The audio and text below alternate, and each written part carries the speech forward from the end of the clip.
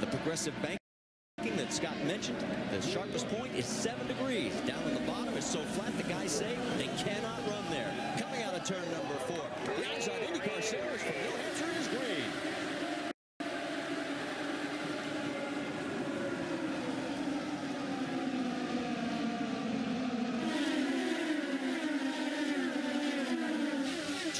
Trouble in the corner as they come out of turn number 2. The 27 of Mike Conway collects Graham Rahal. The one thing Graham was worried about strikes him in lap number 1.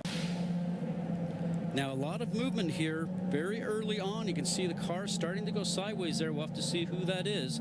Starting to go around. That's Mike Conway, the 27. And as he comes back off the track towards the infield, unfortunately, Graham was just in the wrong place at the wrong time. Remember, the very first lap, tires are cold. Temperatures are a little cooler here today than they have been the past couple of days. Also, cars in front of you really disturb that air in the wings.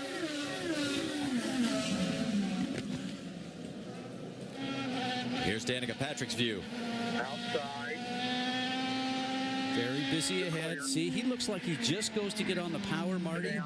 And those cold tires, the back into the car would not accept it, spun the tires, and away it goes. So Scott Dixon, he wasn't kidding around. He says, let's go back to racing.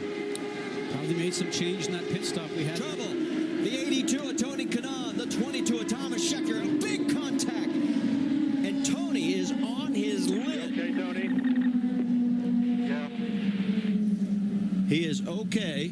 We also have a car up into the wall in turn number 4. Get a number for you on that as soon as we can. I believe it's the 26. It is. So there is Marco Andretti with heavy damage on his right front suspension.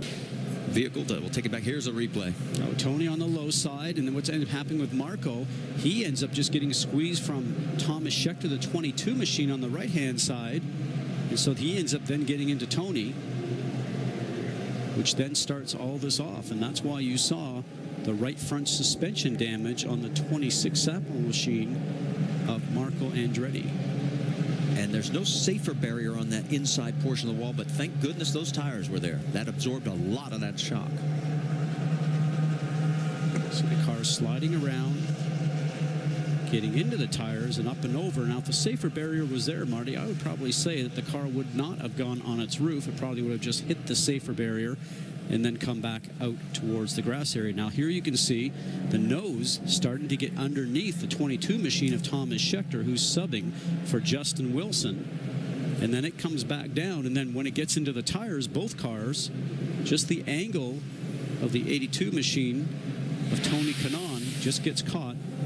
Still important points, but glad that I'm safe, and let's move on. Frustrated, but okay. We're back to green, Marty. Race leader is into the wall. And we have multiple cars now. And it looks like that is the 12 of Will Power as well.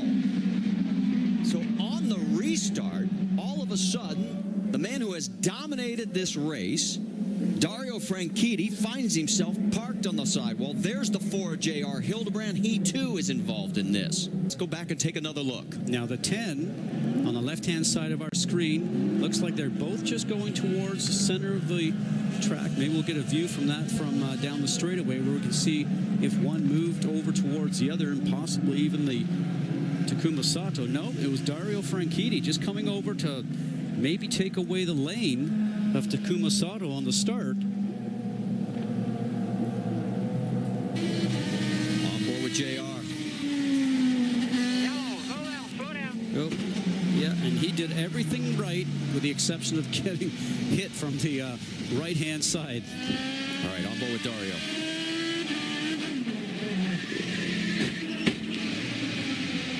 It has been 43 consecutive races where Dario Franchitti has been running at the finish, and it looks like he may have that streak broken today.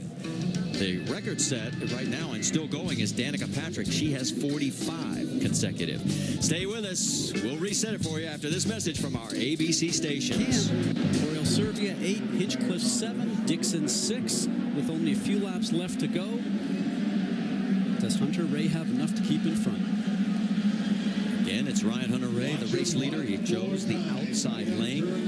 Oriole Servia trying to pick up his first win.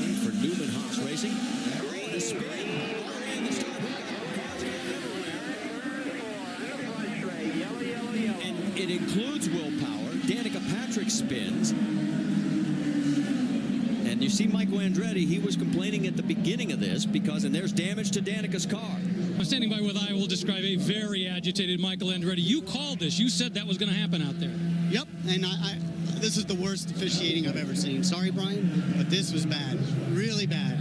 Well, we lost the car and we lost the lead. I mean, this is just, you don't do that. It was wetter than when they threw the yellow earlier and they threw the green. I mean, it's just... You came down, you appealed to the officials. I tried. It doesn't matter. Really, really disappointed. I mean, normally Brian does a great job, but this one he really missed it. Michael Andretti once again came down, was yelling at the officials. Ryan Hunter-Reay in the car was pleading, saying, "This is stupid. I can't even put the power down." Let's go back and show you exactly what happened. Remember, 650 horsepower. Danica tries to get on the power, puts her foot on the pedal. Back end just starts to come around. You can see everybody else still sliding around doing the same thing. It collected Takuma Sato. It also collects Will Power. You see Anna Beatrice in this. Here's another angle. Now, hers is the first car that starts to come around, which starts the change reaction.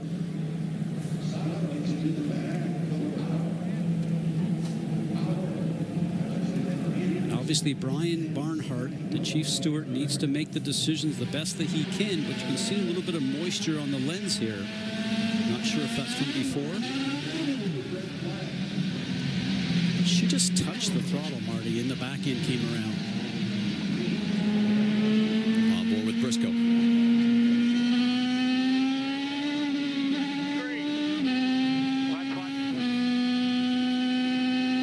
So Briscoe escapes the carnage, and there is Michael and his reaction. 7 points.